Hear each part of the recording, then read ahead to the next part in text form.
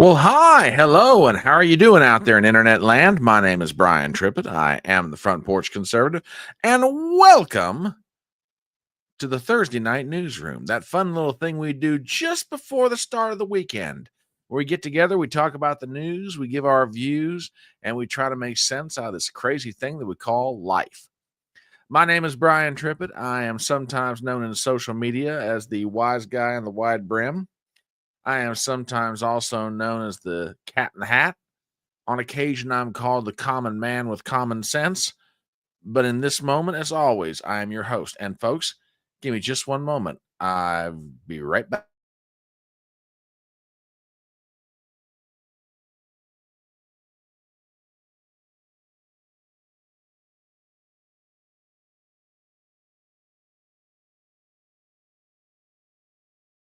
Sorry about that, folks.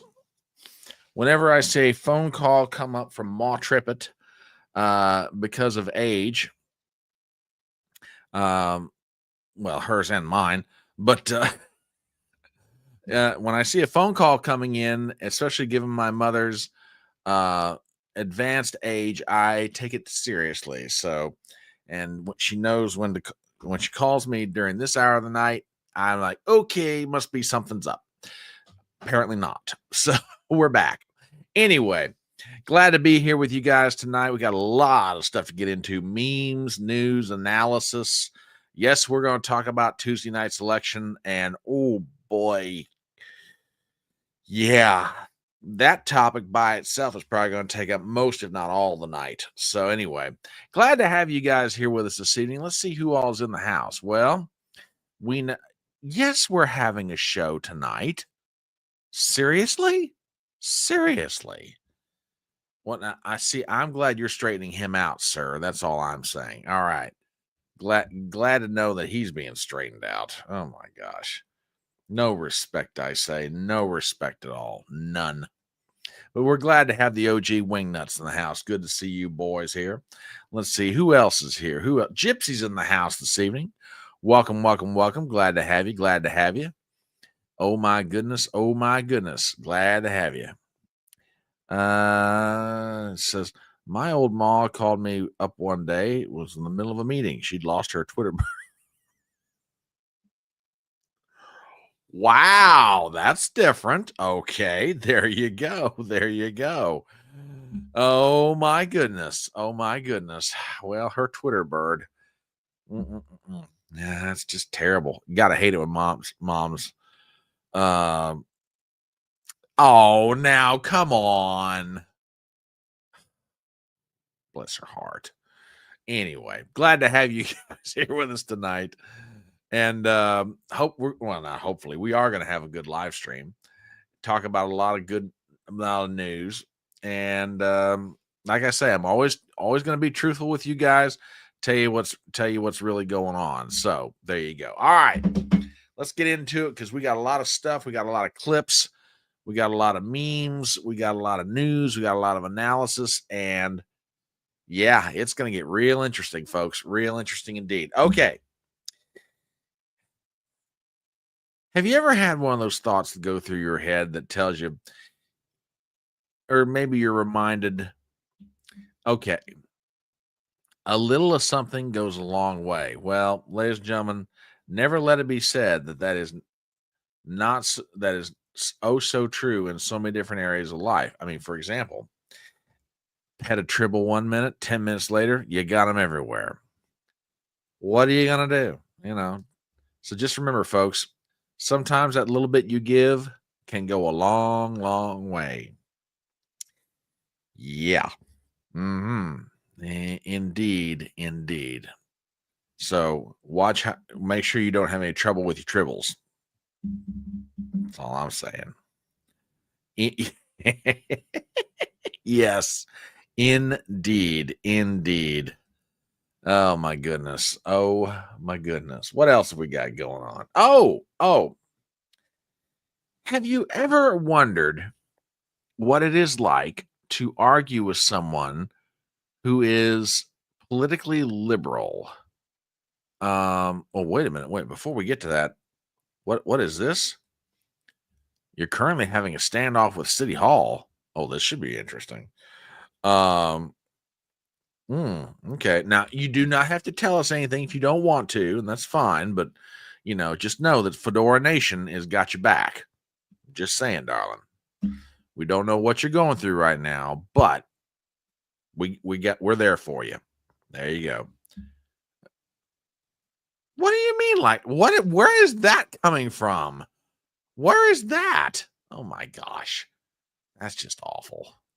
Just awful, I say. Anyway, okay. Well, that on its face, that doesn't sound like a bad thing necessarily. I mean, is the concern they're going to find a way to charge you more than what, or is it the cost of putting in the meter? Okay, now I have questions. Now, like, what the heck? So, oh, yes, a little goes a long way. Yeah, now I get what you're getting at. Okay, I see what you're getting at.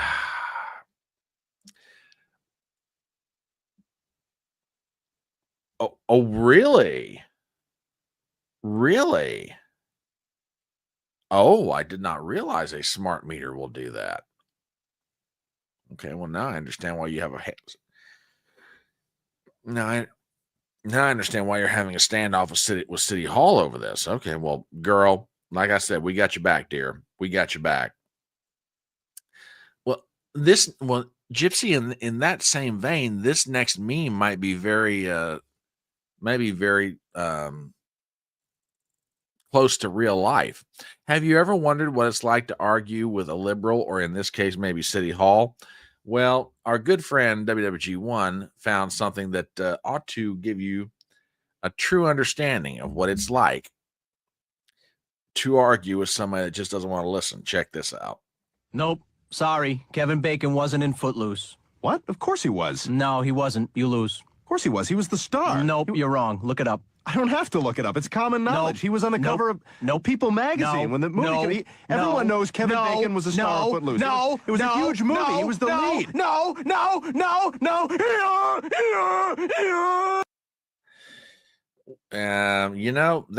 That braying and donkey-like look. Gypsy, I have a question for you. The people you're fighting down at City Hall, do any of them look like that? I mean, I don't know. I just thought I'd ask.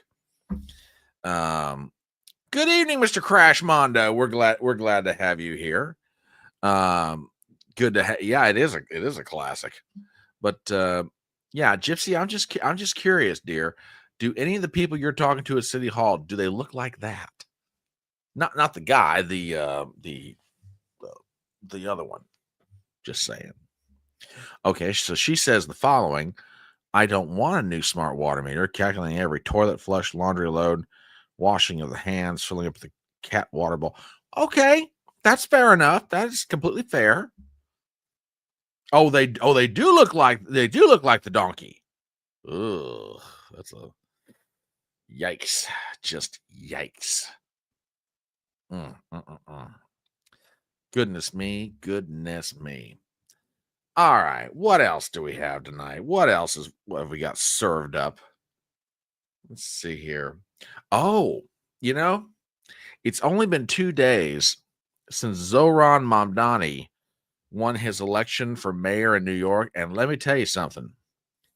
Things are already changing in the Big Apple. I tell you, I mean, he hasn't even been sworn in yet, which, by the way, that sort of begs an interesting question. I mean, and just a slight aside, will he be sworn in on a Bible or a copy of the Quran? Just asking. I'm just mildly curious about that. But anyway, things are changing up in New York City real quick. And like I said, it hasn't even been 48 hours since the guy won the election.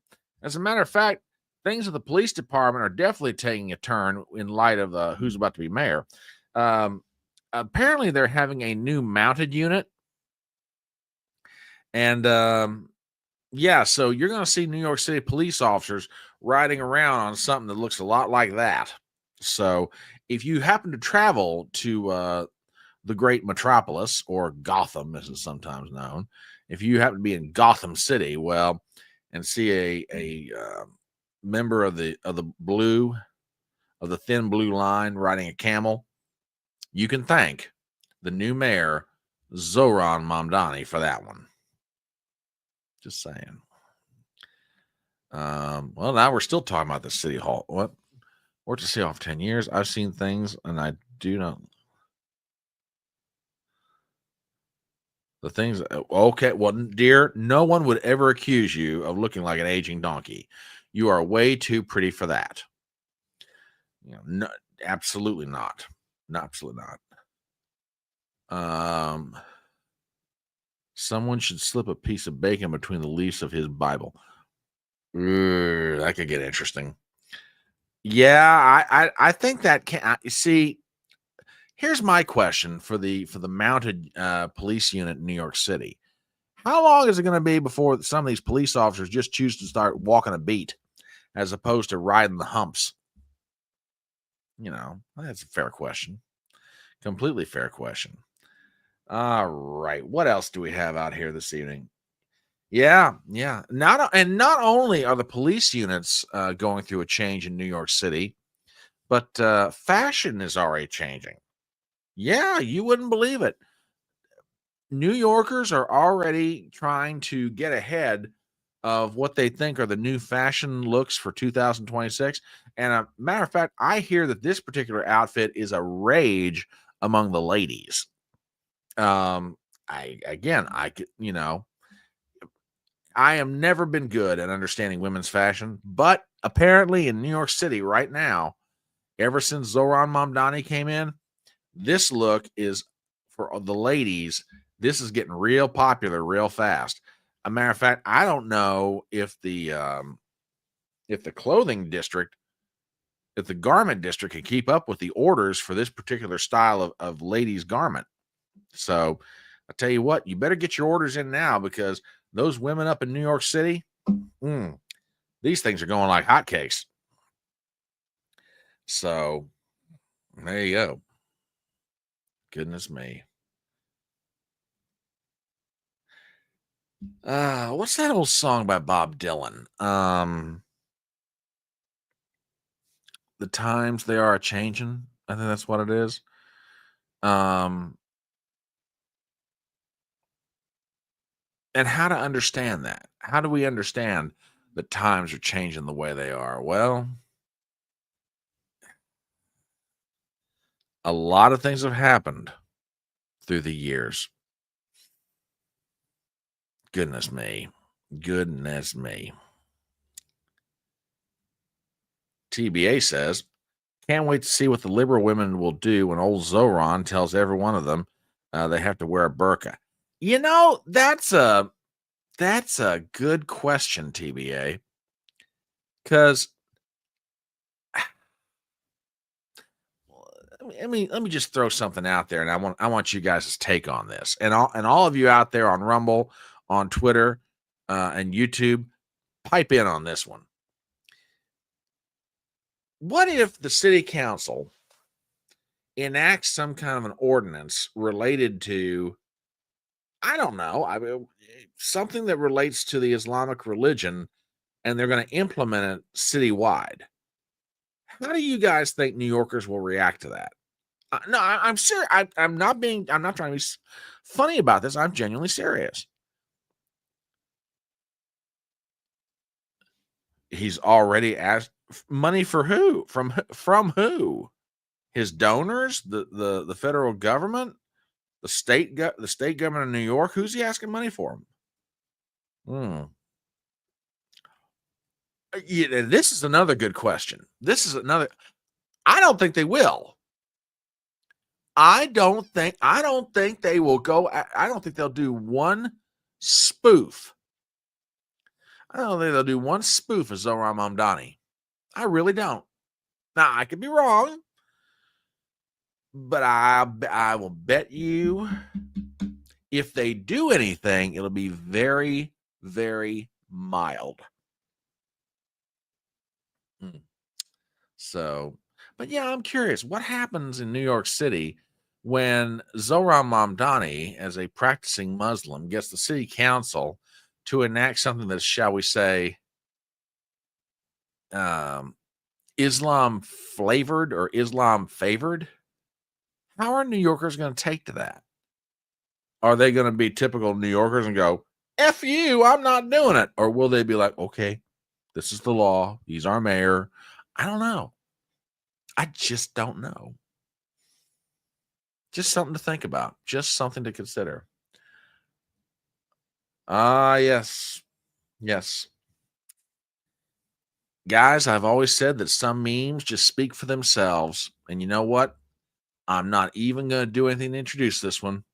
But boy, is it gonna speak a lot tonight to what we're going to talk about. Yes, sir. Yeah, and yes, sir. And if you know, you know. If you know, you know. Anyway, all right. As always, much thanks to WWG1, much thanks to TBA, and everybody who contributes memes to this wonderful little live stream. Hey, see this right here? This is my Twitter handle, the Front Porch C1. If you come across a meme or you come across a story that you think we ought to be talking about, by all means, let me have it. So, of course, the host reserves the right to use or choose not to use the material that you give, but more often than not, what you send finds its way to the screen. So feel free, use this Twitter handle right down here, the Front Porch C1, and let's see what you got. All right, looks like we got some. Ron DeSantis, where have you been? If any of these New Yorkers moved to Florida, I'm summoning a Gettr. Rhonda, hold that thought because your governor has already weighed in on this question. We've got it. We've got a clip from the Ron DeSantis here momentarily. So, Crash says, I'll take a little bit of issue with that. Florida got more influx of Republicans than Dems, and it's now a solidly red state. Let us hope it stays that way, my friend. Let us hope it stays that way. Okay. All right. Hang on. We'll look at that here in a second. We'll check that out momentarily. Matter of fact, give me one moment. We'll just look at it right now.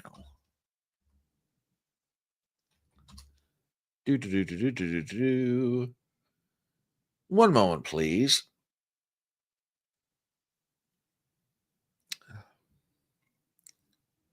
Are you serious with this guy? Are you? Oh my, I got to play this. Gypsy just sent this in. Folks, from the future mayor of New York City, check it out. January 1st, I will be your mayor. New Year's Day, and a new era for this city. Oh, and one more thing. Remember how I told you a few months ago to stop sending us money? You can start again. This transition requires staff, research, and an infrastructure that can meet this moment. And it will be made possible by the people who built and believe in this movement. So I hope you'll make a donation at transition2025.com. Now let's get to work. No, you really don't have to. Please don't get to work. I would prefer you not. Okay. So he's bumming money already. Yeah, that's a great point. That is a great point, sir. So much for free. All right. He disproved comment. Good point, my friend. Good point indeed. You are so right, my friend. You are so right. Well, I'll tell you what he's going to get to work doing. Dismantling New York City as a great metropolis. That's what he's going to get to work doing. Jeez. All right.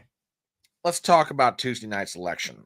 We saw some of it go down in real time, and now there's been time to look at the results, reflect, and a lot of different things. I was trying to think, for purposes of my own analysis, what Tuesday night reminded me of. And I kept coming back to something that happened in World War II. Well, hello, Miss Jet. Oh, honey, we feel you. We feel you. Because it wasn't just Colorado, darling. It was all over the country, which, by the way, we're going to talk about that too. I mean, there's an argument going around that says, oh, it's just blue states acting like blue states. No. what happened Tuesday night was way more widespread than just blue states being blue states. What happened Tuesday night was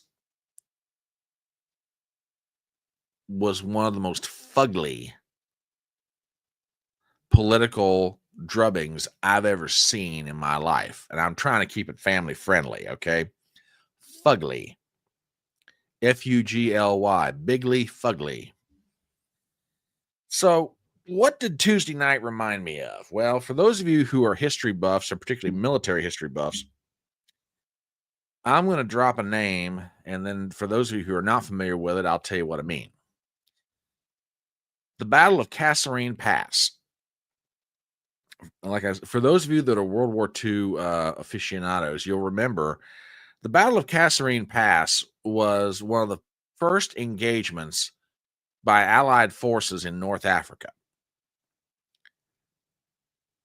And the battle waged over about, I want to say 3 or 4 days. But when the Allied forces, mostly American, came up against the Germans and the Italians, the Germans kicked them so hard in the teeth, they moved them back 50 miles from where the initial battle started. Let me say that again. The Germans and the Italians, when they took on the Americans for the first time,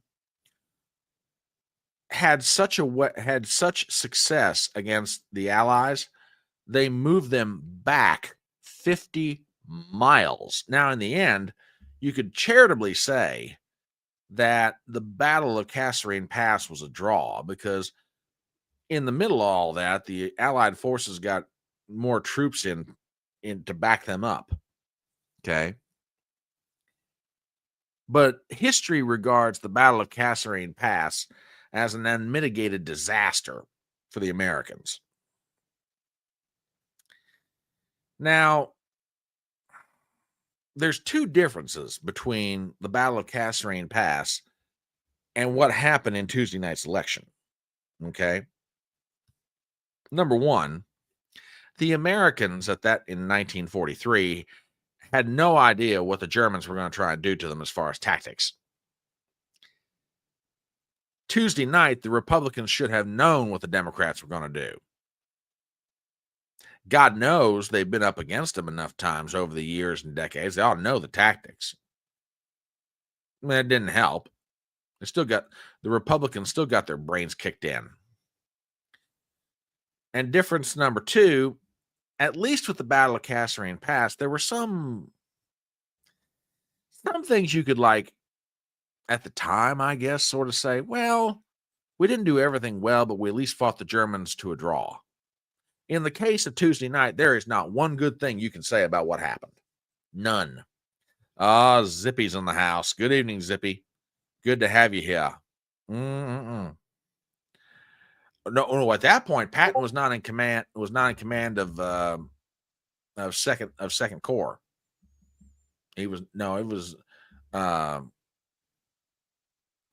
Patton was not in command at that point at the Battle of Kasserine Pass. It was after that. Well, okay. I'll give you that one. That might be the only redeeming thing that happened Tuesday night. But let's get into it. I mean, how bad was it for the Republicans? Now, keep in mind, before we get into this, I make a very important distinction, and I think as does my friend TBA. There's traditional establishment Republican Party, and then there is America First MAGA. Okay. The traditional establishment Republican Party got their teeth kicked in Tuesday night. Use whatever analogy you want. Got their butt kicked, got their heads handed to them, whatever. That is what happened. How bad was it? Well, let's just go right down the line. Let's start with Virginia. The Attorney General's race, the Republicans thought they're going to be able to hold on to. Nope. The guy who fantasized about killing his political enemy, Jay Jones, wound up beating the Republican by 5%. And by the way, as bad as this is, let me give you some perspective. That is the best result that the Republicans had statewide. It gets worse when you go up and down the ballot. For governor, Abigail Spanberger beat Winsome Earl Sears by almost 15 points. The lieutenant governor's race was a little bit better, but not by much. The Democrat only beat the Republican by 11. I say only. It was awful. Just God awful. I mean, I was thinking about it. I remember the night that Barack Obama beat John McCain nationwide. I tell you what, that drubbing that John McCain took in November 2008 looks like a competitive race compared to what happened the other night.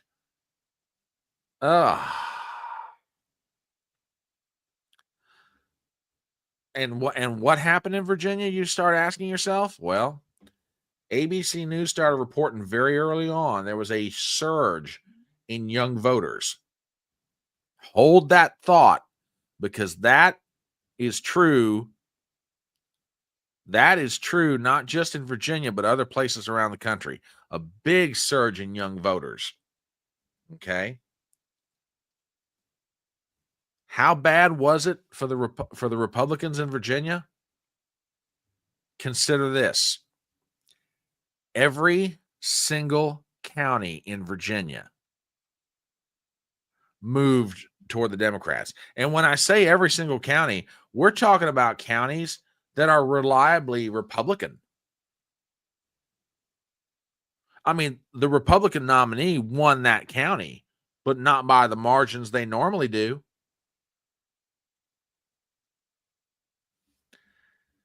Let me give you an idea of just how bad it was in Virginia. I saw a stat the other day, and this blew my mind. By the time the night was over in Virginia, the Democrats had flipped 13 House of Delegates seats in the state legislature. The Democrats had flipped 13 of them from Republican to Democrat. Okay. Of those 13, 7 of them were seats that were held by Republicans and had been held by Republicans for over 40 years. Let me say that again. Of the 13 House of Delegates seats in the state legislature in Virginia that changed hands the other night, that went from being Republican to Democrat, 7 of them had been in the possession of the GOP for over 4 decades. These were seats that when elections came up, never have to worry about them. That's how safe they were. Not on Tuesday night. It didn't matter how long you'd been in office. It didn't matter how good of a state legislator you had been. It didn't matter anything. The wave was so bad, it swept people out of office who'd been in districts that were so safe, no Democrat had won there since the 1980s.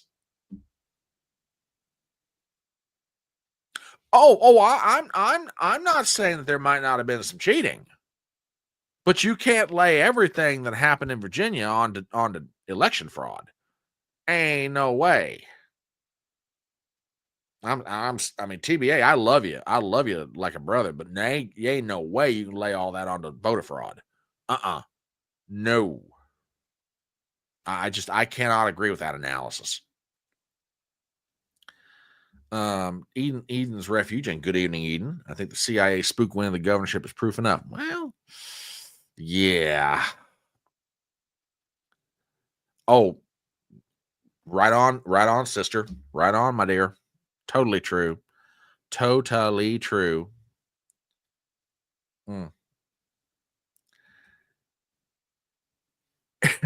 Now, and by the way, it wasn't just that the Democrats were that good. The establishment Republicans who were running campaigns in Virginia, they didn't even try. You want some proof? John Solomon of justthenews.com. Listen to this. They got to get out the vote. There was no get out the vote. I live in Prince William County, Virginia. It is the most sought after blue-purplish county, and it's the second largest county. I didn't have a single Republican canvasser come to my house. I had about 13 Democrats. What does that tell you? We didn't do the basics like you know how to do, and I know how to do. They just didn't do it. Yeah. Not one person on behalf of Winsome Earl Sears, Mayorkas, the Attorney General, nobody knocked on his door. And I will bet you anything that he wasn't alone in that.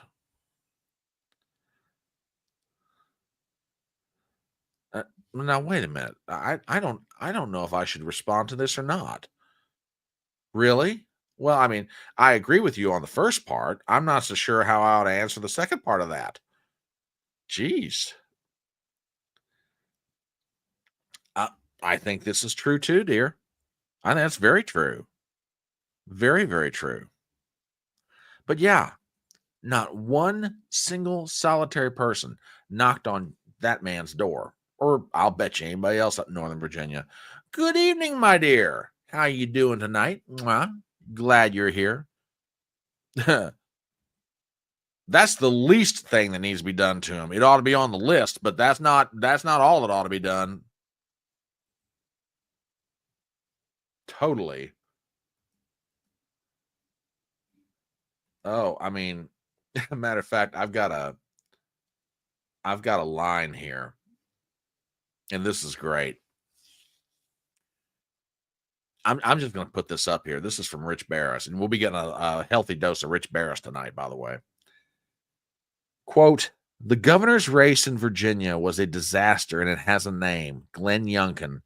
He handpicked his successor. Winsome Sears treated Donald Trump and his coalition like a communicable disease, end of quote.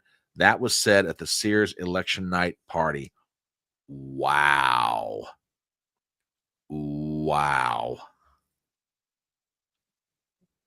Well, dear, thank you for trying to keep it PG. I do appreciate that. Indeed, I do. I mean, after all, I know how the OG wingnuts over on Rumble can get sometimes. So anytime you try to keep it PG, we greatly appreciate it. Just saying.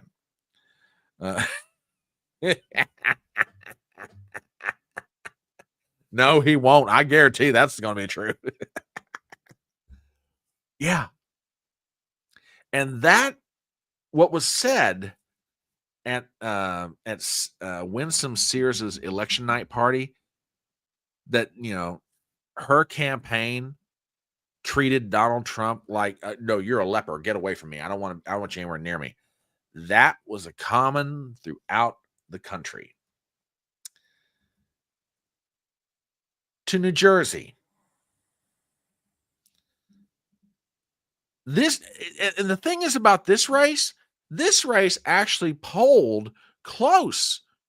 I mean, good pollsters that I respect had this race probably anywhere from 2 to 4 points. I thought if there was any race for the Republicans around the country where they had a legitimate shot at winning outside of the Attorney General's race in Virginia, this is the one that I thought they had their best shot in. No, not even close. 13-point margin. And the thing is, Jack Ciccarelli, when he ran 4 years ago against the then sitting governor, Phil Murphy, he got within an ace. I mean, within an ace of picking off Phil Murphy. This time, better funded, more people, and got blown out. Hey, Salty, how you doing tonight? How you doing, my friend? I mean, it was just bad all around.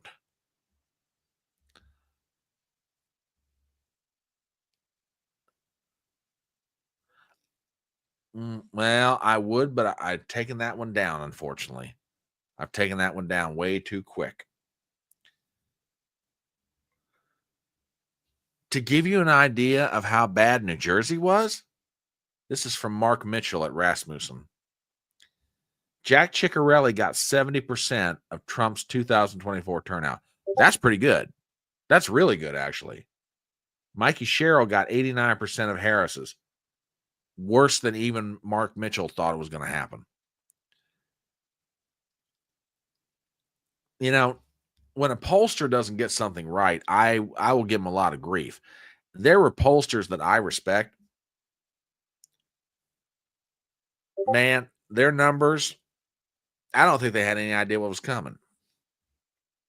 So I'm not going to give them too much a hard time over this one. New York City. Even if you take every vote that Curtis Sliwa got and give it to Andrew Cuomo, which, by the way, all of Sliwa's voters never would have voted for Cuomo. Even if you gave him all of it, Mamdani still won.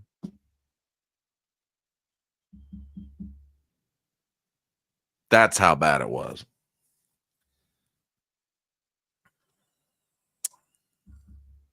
Just terrible. Totally terrible. And Mamdani had a wonderful message for the citizens of New York after he was confirmed the winner. He just wanted to let everybody know it's going to work this time. Really, it will work this time. So, yep, get ready, New York City.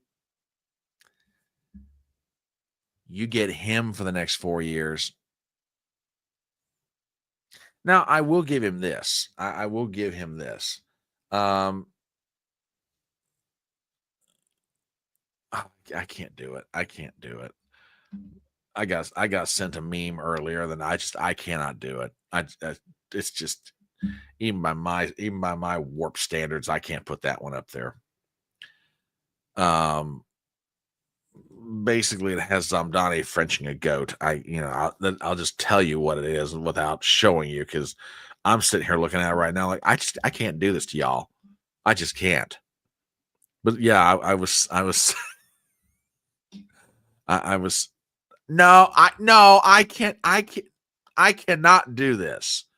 I will not cause your eyes to burn out of your head. No, I cannot do it. Anyway, hello, Double L. How you doing tonight? Glad to have you in the audience. No, I am. Okay. I'm being. Well, now wait a minute. She's thanking me for sparing. She's thanking me for sparing you guys. And now I got people yelling at me, do it. This is awful. I mean, how can you, Eden, TBA, how can y'all do this? No. Exactly.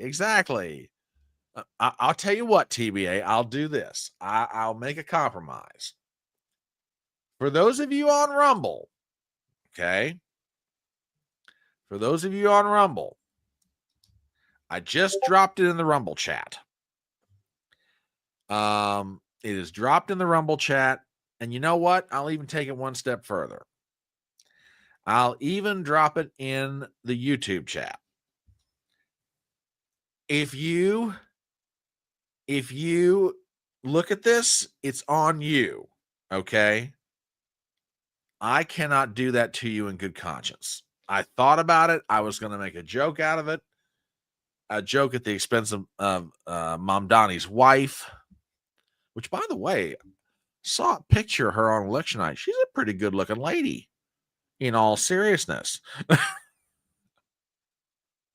You're welcome, my dear. You're welcome. No, like I said, I cannot do that to you guys. I cannot do it. But if you're brave and you've been given the opportunity, I dropped the link in Rumble. I dropped the link in YouTube. If you're brave enough to do it, you've been told what the image is. You know. Oh, real? Oh, your dad is. I'm worried. Okay.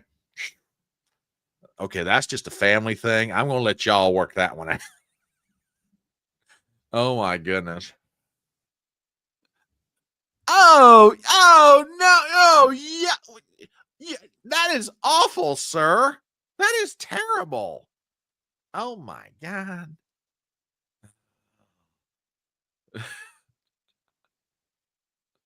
Oh, well, I tell you what, she was pretty happy. Do I have that clip? Hang on. Yeah, I do have that clip. I do. Hold that thought about AOC, because talk about one very happy woman. AOC was very happy election night. But here's something about New York City. NBC did some exit polling. Take a look at this. Young men ages 18 to 29 in Virginia, New Jersey, New York City.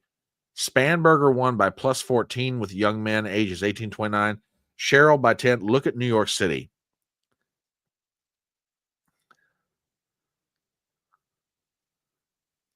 +40%. Now, you might ask yourselves the question, why are young men between the ages of 18 and 29 swinging that hard to a socialist communist? Hold that thought. We're going to get to that. I mean, it's just incredible. AOC, I told you that AOC was a very happy woman. I want you guys to listen to this, because she's got a message not just for the Republican Party. She's got a message for the Democrats. She's got a message for the entire political establishment. Now, you can disagree with it, but she's bringing the heat. Listen to this. So many people who participated and were brought together by his campaign, because they were not just tasked with defeating a Republican. They were also tasked with defeating the old guard of the Democratic Party that essentially led us to many of the perils of this moment. So he had a two-front war to win, which is what makes his victory so deeply impressive. And I do think that this moment, a lot of people who are willing to talk about party unity when it serves them, but not party unity when it serves everybody, it puts those folks on notice. And I think it also puts folks on notice that we have a future to plan for. We have a future to fight for. And we're either going to do that together or you're going to be left behind. And I think that is not a partisan issue. It's not about progressive. It's not moderate. It's not liberal. This is about, do you understand the assignment of fighting fascism right now? And the assignment is to come together across difference no matter what. I have always said that she should never be totally underestimated. She's sending a message. And it's not even directed mostly at the Republicans, the establishment Republicans. She's directing that message to her own party. There's going to be more Zohran Mamdanis. He's not necessarily the first, but he sure ain't going to be the last. I mean, we've been talking about it on this channel for a while.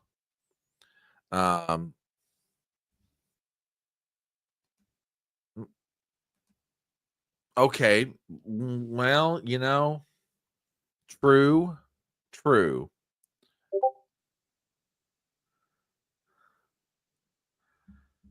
true.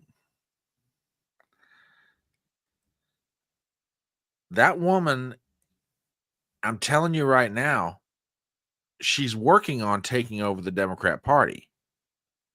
She really is. She and a handful of other people. Nancy Pelosi made it official today. She's getting out. It's not going to be much longer before the old guard of the Democrat Party leaves the House. She's coming. And she's bringing the Talibs and the Omars and the Presleys and all the rest of them. She's bringing Mamdani. Tuesday night was just the beginning. What happens when you get about 20 or 30 Mamdanis in the U.S. House to help back her up? Because don't think it's not going to be tried. She'll try and bring as many of them with her as she can get.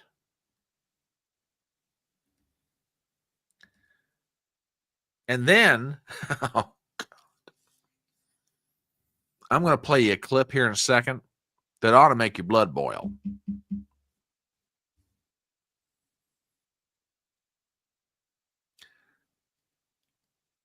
The so-called Republican finance guys up in New York City, they really showed their true colors on Tuesday night. Listen to this. This clip runs about a minute and a half, but to tell you how stunning and brave some people in the Republican Party are, just listen to this. Can you read what Bill Ackman, the big hedge fund guy, just tweeted out to Mamdani?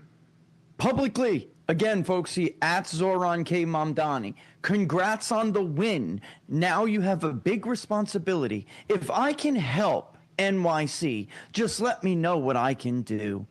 You believe this?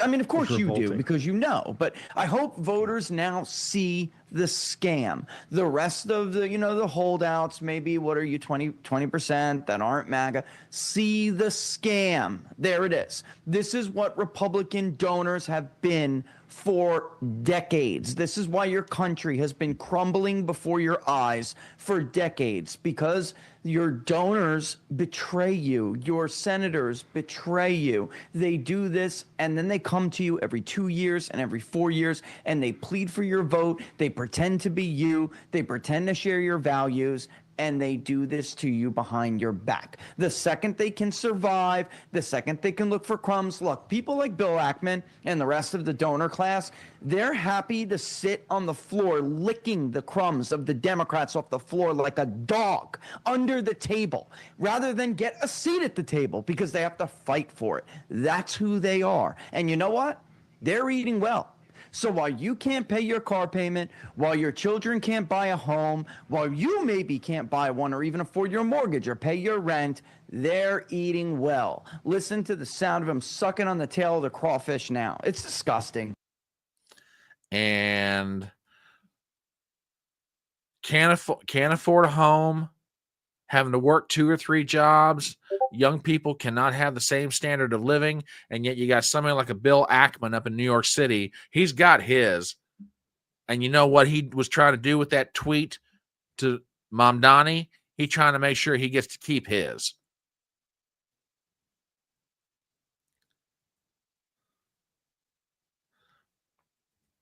Oh, you never have to worry about that with Rich Barris. That's part of why I love the guy. Absolutely. There's no guile in the man. Please see NYC Muslim rant sent to you via Twitter. Salty Cracker featured at this AM. It is infuriating. All right, let's check this out. One moment, please. As I've always said, we will always try to make this an interactive experience for our audience. And when you guys bring me something, yeah, all right, hang on. Let's check this out. Uh-oh.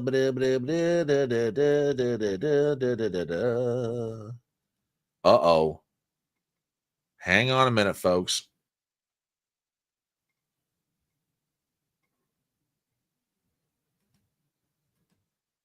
All right, let's pop this up here real quick. This is from a gentleman named Leo Curse. This is the future that liberal white women want for the West. They yearn for subjugation. The thought of their skull being used as an ashtray by a medieval zealot cuts through the white wine and the. Ooh. Okay, let's see what this guy's screaming about. One moment, please. Now, this was featured on the Salty Crackers video this morning. So let's check this out. We're done hiding. We're done. We're done being tortured and hurt and judged. This is the correct religion. This is the religion that all of humanity needs to be upon, of Islam. And we will not stop until it enters every home. So I want you to repeat after me. I want to hear it in every single district. It should tremble. Brooklyn should hear it. The Bronx should hear it. Queens should hear it. Say it as if the Ummah depends on this, my brothers and sisters. La ilaha illallah.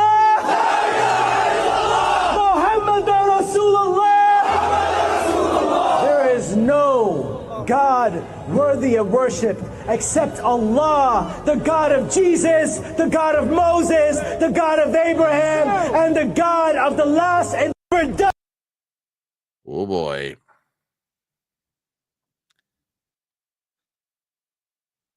Yeah.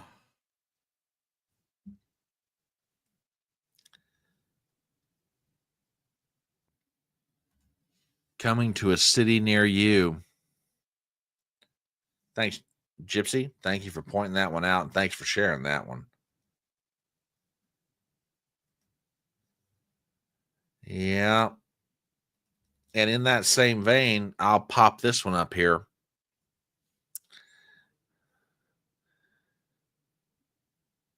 A New Yorker pays $4,800 a month for a 300 square foot of living space, is woken up at 5 a.m. with a call to prayer. And that, ladies and gentlemen, could be the near future in New York City. Just saying.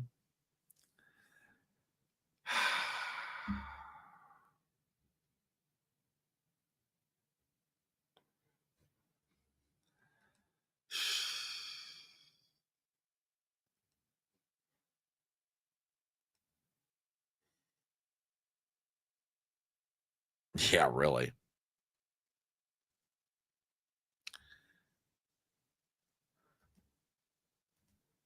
Oh, by the way, Rhonda, if you're still out here tonight, I said we were hearing from your governor as it related to New York City. Well, let me tell you something. Ron DeSantis, the governor of Florida, is in anticipation of what's coming because he knows that Zamdani is going to, Mamdani. Excuse me. Couldn't get to the mute button fast enough. He knows that Mamdani is going to drive a whole lot of people out of New York City. Okay. In that vein, he has a message for the potential refuge. Okay.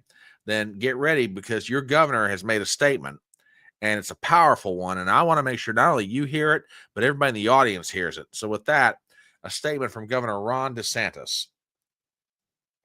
I want to issue a friendly warning to New Yorkers considering moving to Florida in light of recent events. First, we are digging a moat along Florida's border and putting alligators in it to separate ourselves from the others. Second, we're implementing a 1% entry tax, where your money will be put towards Florida's infrastructure. Third, if you're tired of the protesters in New York, you can plow right through them here.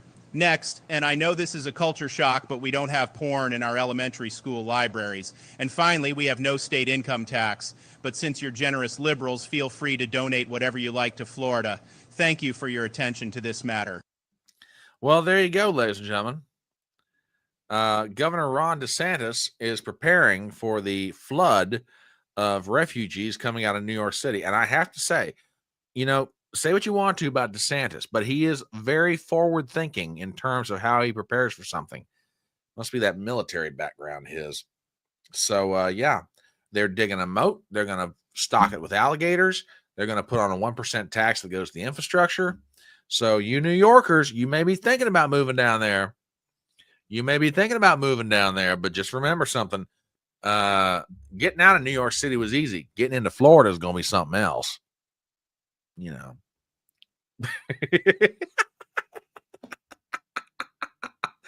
That's true. That is so true. Now, see, this is making me nervous. Not that I can do anything about it, but it does make me a little bit nervous. I mean, I was talking about this the other night. If I were the governor of one of these southern states that's strongly controlled by the Republicans, I'd be sending a message to these people. I'd be, look, you want to move to our state? Fine. But you leave your liberalism at the door when you come on across the border. Okay. If you're coming down here to vote in the same mess that you ran away from up there in New York State, don't you be bringing it here. Just move on somewhere else. On the other hand, if you want to come here because you believe in low taxes, the right to keep and bear arms, and maximizing individual freedom, hey, we'd love to have you. But if you ain't going to do that, move along. Oh, goodness me.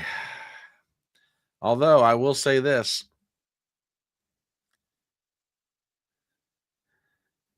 If this old gal tries to make it down to Florida, hey, Governor, let her in without any trouble, okay? Amen, Jessica. Amen, Jessica. Amen to that. Oh, by the way, I hope you don't mind, but I was mentioning you to someone on another live stream. I gave him your name and your Twitter handle. Maybe he's going to reach out to you for an interview. Just thought I'd let you know in advance. He's a nice guy. He had me on his live stream the other night. I was dropping some names. I gave him your Twitter handle. You might be getting a message from him at some point. His name is Eric Soto. Nice guy. Just thought you'd want to know. Yeah, but if she comes down to your border, Governor DeSantis, let her in. Lord knows she's had enough. Oh, Lord, she's had enough. So, now, oh, no worries, dear. Always try to help out. Now, I said much earlier in the live stream that there's this argument going around. Well, you know, Virginia's a blue state. New Jersey's a blue state. New York City's a blue city. This is just this wasn't as bad as y'all out there making it out to be. You know, these results were expected to happen. No.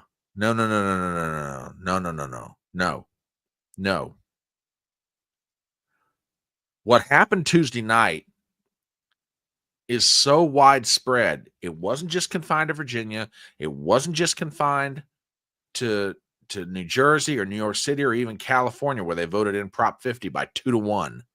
Okay. Matter of fact, I didn't pop that one up here.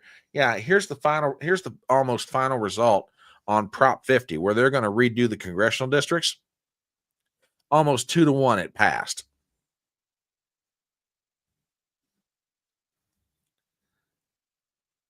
Jessica mentioned it earlier in the live stream out in Colorado. There were not many seats there were not many races won by the good guys. And it wasn't just confined to Colorado either. Here's something for you to think about. Democrats are currently overperforming, listen to this, Hillary Clinton's numbers in inner city Texas with Hispanics.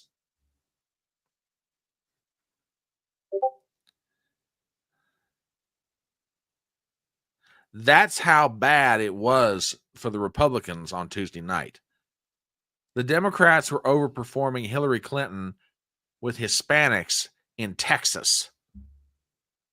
Oh, well, that's just one piece of evidence. That's just one piece of evidence. Really? Really? Here's another one for you. In Pennsylvania, a county commissioner in Bucks County, one of the great collar counties around Philadelphia. This guy had won his seat safely for years and lost.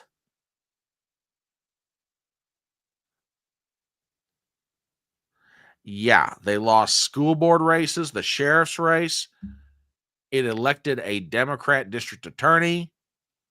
Oh, people, you cannot sit there and say, "Oh, it's just blue states being blue." No. It was worse than that. How bad was it? From Rich Barris. Is the damage to Pennsylvania as bad as it is to Virginia? Yeah, it is. It is. Long-term damage was done last night to the Republican Party in these states. Long-term damage. To the point now where the people who are state government officials, local government officials, they don't even know where to start. Things will be so difficult because of the breadth of this defeat. It's, so, I mean, look, it's the nature of people to want to look for the positive in things and to like, they want people to pat themselves on the top of the head and say, good job, or pat themselves on the butt and say, don't worry, Mikey, it's going to be okay. It's not. This was a huge defeat. You know what? We have, Paul. I don't care what the picture looks like. I just.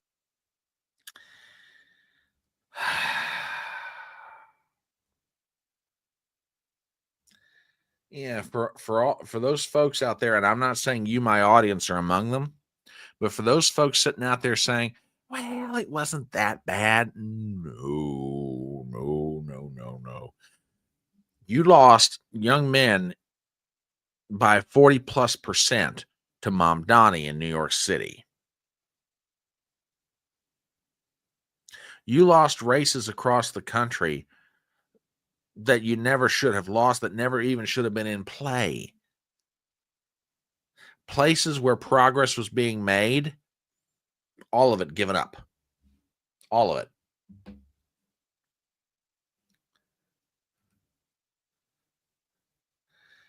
Here's one for you. In Georgia. And remember, Georgia is supposedly a red state, right? It's got Republican everywhere. Republican governor, Republican lieutenant governor, Republican legislature, Republican everywhere, right? Right? Oh, this was just blue states being blue, huh? Yeah. You nailed something that's very important. The midterms start tonight. One of the biggest warning signs that we've got that we need to get focused is these two commissioners in Georgia that MTG mentioned. I don't think they've ever won, and she says the first time in 30 years that Democrats have won a statewide election. I don't think they've ever had commissioners have been Democrats in a couple of decades. That is a warning that this thing is going to cut deeper than just, as you said, hey, we're losing. These are blue states. They're heavily blue states, particularly my Commonwealth of Virginia. But it's the margins, and also as this thing spreads down to Georgia. Hadn't elected a Republican in 30 years statewide in Georgia. The Democrats picked up 2 commissioner seats. Oh, I totally agree. That's why the socialists and the communists are trying to take over the Democrats, and that's why MAGA is trying to take over the Republicans. Oh, speaking of Ohio, remember how Rich Barra said the damage was long term? Remember that? Lana, Eden. Let me ask you this question before I put this up here. How many of you guys in the audience, I mean, you guys know that Vivek Ramaswamy is running for governor in Ohio, right?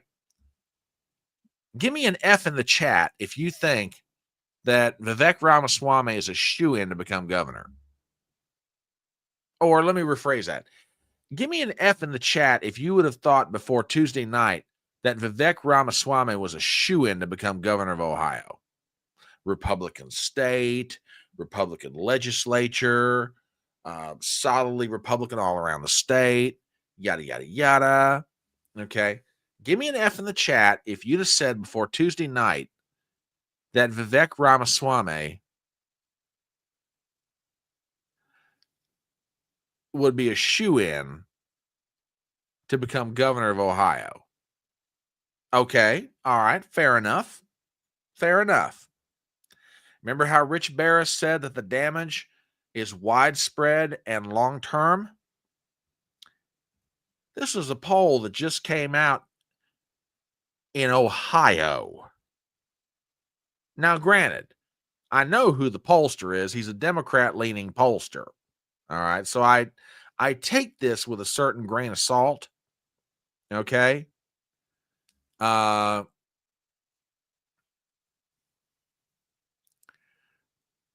Okay, I'll give you another letter. Give me a V if you think Vivek Ramaswamy would be a shoo-in to become governor before Tuesday night. Okay? Give me a V in the chat. V for Vivek. Folks, if the Democrats, if this continues on into next year, it's going to be a bloodbath. V for Vendetta. A great movie, by the way. I mean, the damage is all over the place. So that sort of begs the question. What happened? Well, I think it's a combination of three different things. One, and I mentioned this the other night, and by the way, this is not necessarily original to me. Okay? Trump was not out there working to turn out the base. That's a problem.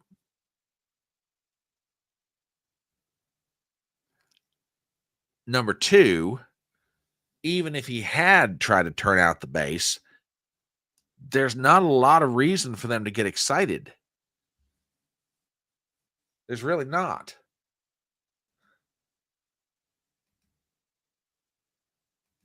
Why should they? The economy is not good. Oh, now you're just being a doomsayer. Oh, really? Really? Check this out. From Fox News, the McDonald's CEO is warning of a pullback in spending from low-income diners, and he's not the only one sounding the alarm. The Mediterranean restaurant chain Cava cut its full-year forecast for sales. Cava says younger diners are visiting its restaurants less frequently, as well as that demographic faces higher costs and higher unemployment rates. The economy ain't good. Here's another anecdotal story. Not necessarily scientific, but anecdotal. This is out of Las Vegas. Check this out. Yeah, we walked from Mandalay Bay to Sahara and back, did the 4+ miles, and then as we got to the Las Vegas sign, we grilled the tourists on how much these burgers cost.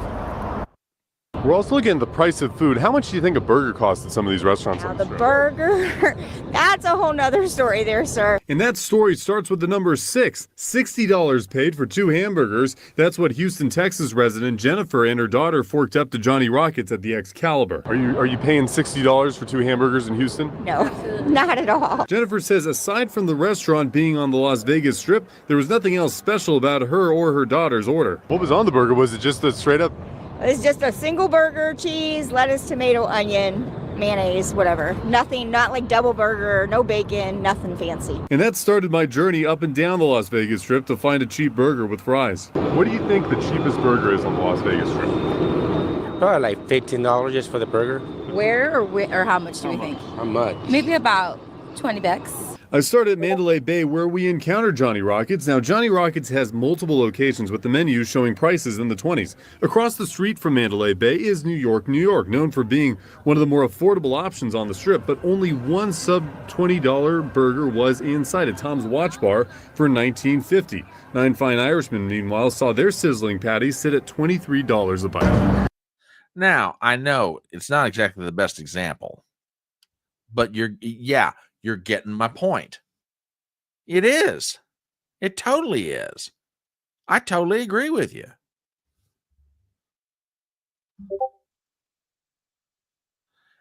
Yeah, and granted, Las Vegas may not be the best example of what I'm talking about, but to go back to Gypsy's point, going out to eat is costing more and more. Okay? And this is a great point. You cannot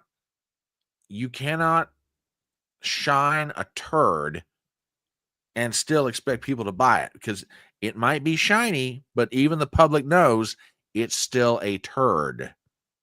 Okay. Good point, Rhonda. Good point.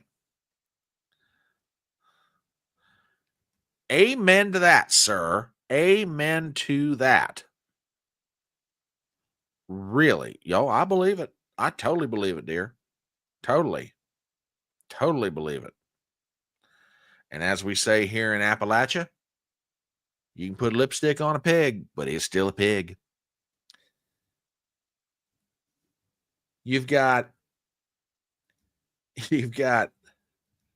higher costs for food. You've got just all kinds of problems. Here's another one for you. Housing data shows home sellers now outnumber buyers by more than 500,000, the largest imbalance ever recorded in the market. Home sales are headed for their worst year since 1995. And here's one that I just heard about this morning.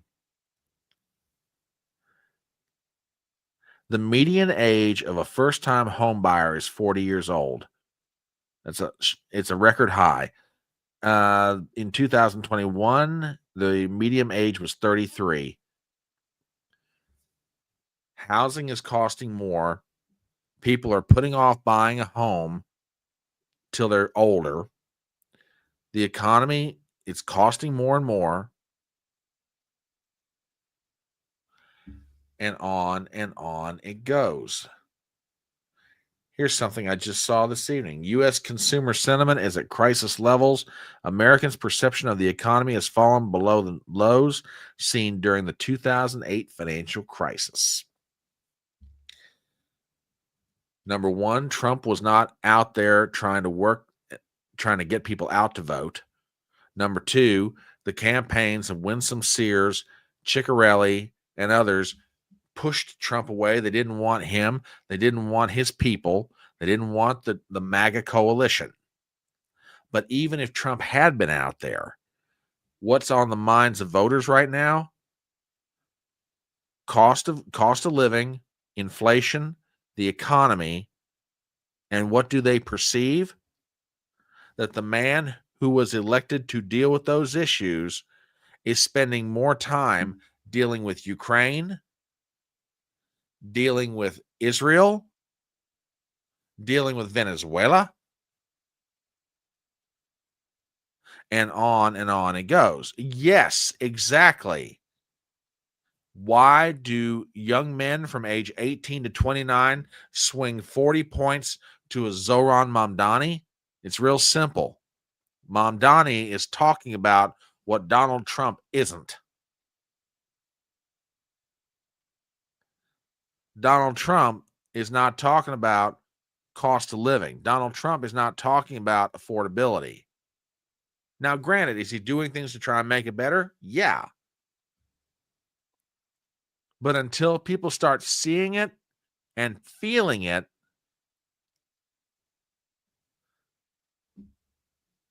power abhors a vacuum.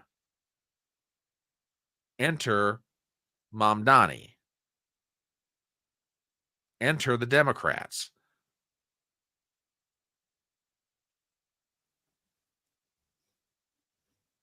One more clip,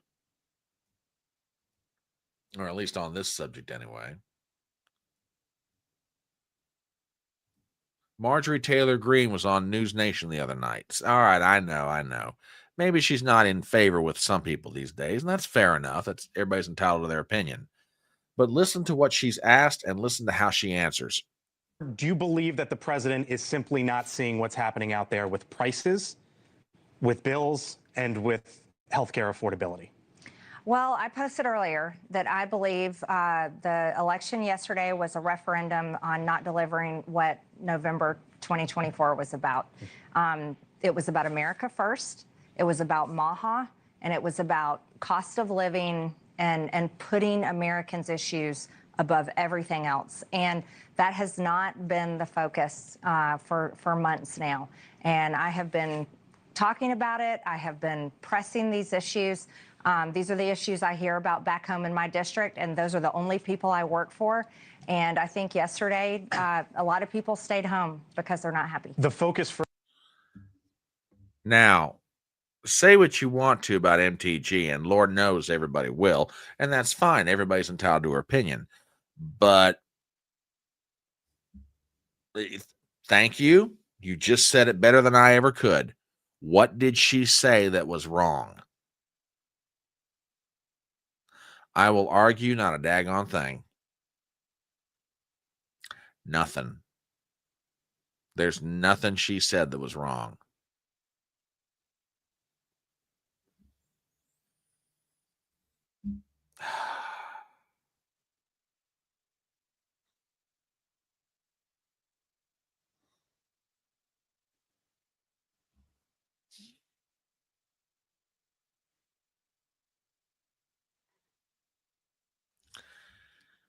Depending on who else is running, she might get a lot of votes.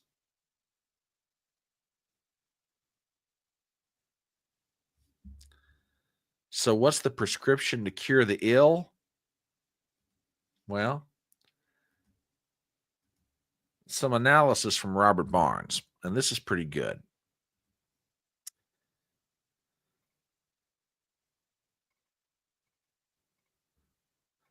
I will skip to the last paragraph.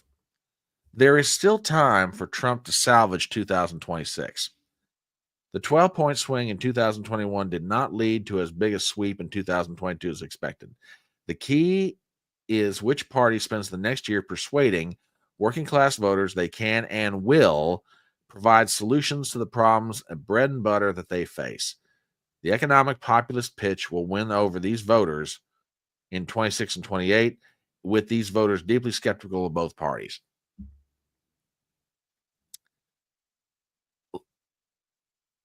If, by some miracle, somebody in the White House sees this, particularly President Trump, if you were asking my advice, and I'm so glad you did. Number one, laser focus on getting done everything you can do between now and November of next year that has to do with reducing the cost of housing, reducing the cost of gasoline, reducing the cost of food,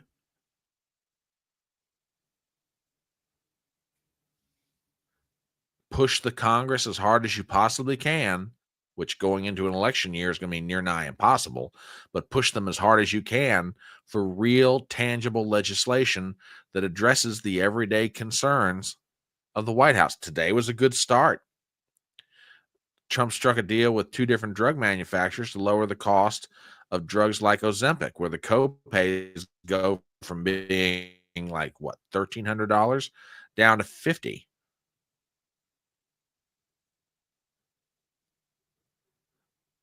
I'm not saying that it's a guaranteed miracle that Trump pulls this thing out of the fire. They could still lose the House next year, even with all the good effort. But right now, the past 6-7 months, with Trump's focus being so much on international affairs, voters are perceiving that their issues are not being addressed. And they'll vote for who they think will address their issues, or at least talk about them. Spanberger, Mikey Sherrill in New Jersey, Mamdani in New York City, they ran on issues of affordability and trying to make cost of living better for people in their respective areas. And they won. They ran on the pocketbook. They ran on the kitchen table. That's why they won.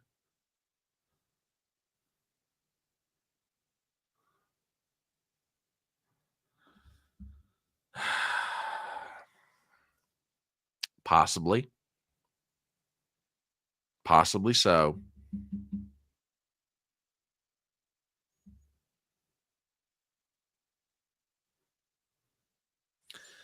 Anyway,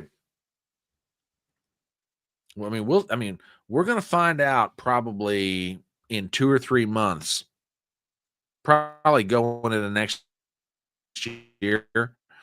We're going to find out whether Donald Trump learned any lessons at all, or maybe it's better to say whether he learned the right lessons from Tuesday night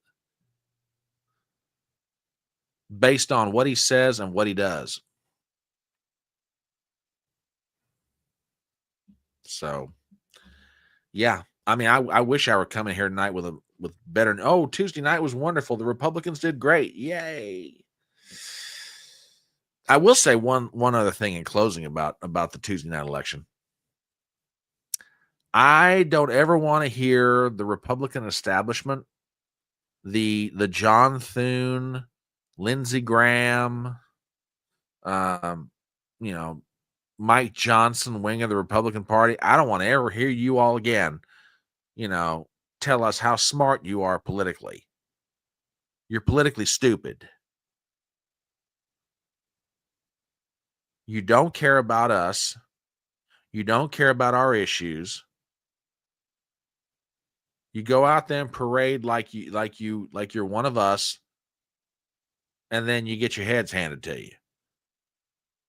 After the performance you guys put on Tuesday night, you have no right whatsoever to run anything except be run out of town. Preach it, sister. Preach it. Anyway, tell you what, folks, thank you for tolerating my ranting tonight. Appreciate it.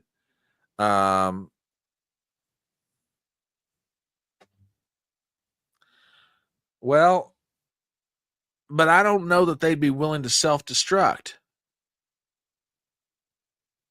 To me, that sort of works from the assumption that the establishment Republicans are willing to self-destruct. I don't know that they want to self-destruct. I think in their minds, they think everything's fine. Yes, please hit the thumbs up on your way out, folks. I'd appreciate it. For this weekend, I got to give you an announcement. There's a home football game for me, and it kicks off at noon.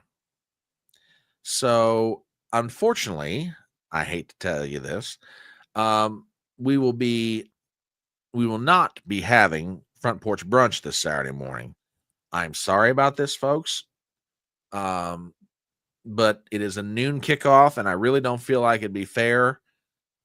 Plus, I have company coming in from out of town. So, unfortunately, brunch will not be happening this Saturday morning. So, we will be back next week. And yes, absolutely. Go Herd. No, I love you. I love you. I love you. But yeah, I want to give you guys the heads up now. We will not be here this Saturday morning. So I want to thank you guys for being here this week. Oh, sir, how unkind. How unkind indeed. I do care. Love all you guys. But anyway, we'll be back next week. I know. Well, I may as well go ahead and tell you right now, the following weekend is my birthday weekend, and I'll be traveling out of town for that one too. So, yikes. Sorry. Anyway. Well, we'll figure it out. We will figure it out. Live stream from the stadium. Oh, Lord. Oh, goodness me.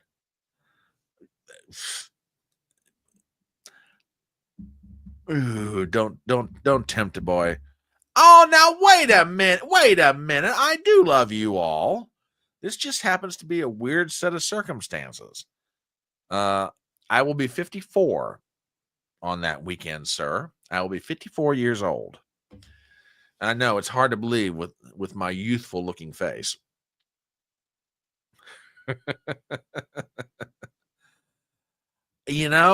I might do that. I might be willing to do it. It's not a bad idea, actually. Created a cult. Oh my goodness. I don't know about all that. But anyway, thank you guys for being here tonight. You guys have a great rest of your Thursday night.